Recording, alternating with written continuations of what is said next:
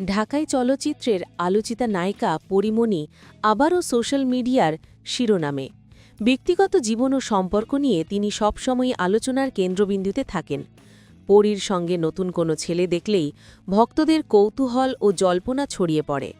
এবারও সেই রীতি বজায় রাখলেন নেটিজেনরা।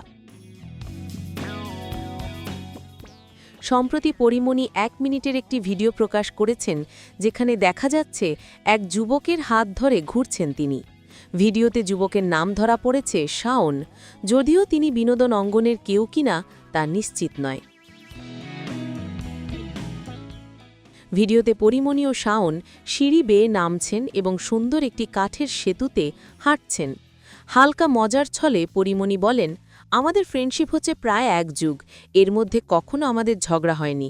এবার বিদেশ ট্যুর একসাথে, আমি ঝগড়া করবই। সেই ভিডিওতে আরও দেখা যায় শাওনের হাতে লাল রঙের হার্ট শেপের তালা রয়েছে, যেখানে লেখা আছে পরী ও শাওন। পরে দুজনে হাসি মুখে সেই লকটি একটি কাঠামোতে ঝুলিয়ে দেন, যা ভালোবাসার প্রতীক হিসেবে ধরা হচ্ছে। পরীমণি ভিডিওর ক্যাপশনে লিখেছেন, আমি কোনো ঝগড়া করি নাই ভাই, ও আজকে নিজে নিজেই সেন্টু খাইছে। ভিডিও প্রকাশের সঙ্গে সঙ্গে ভক্তদের মধ্যে উন্মাদনা সৃষ্টি হয়েছে।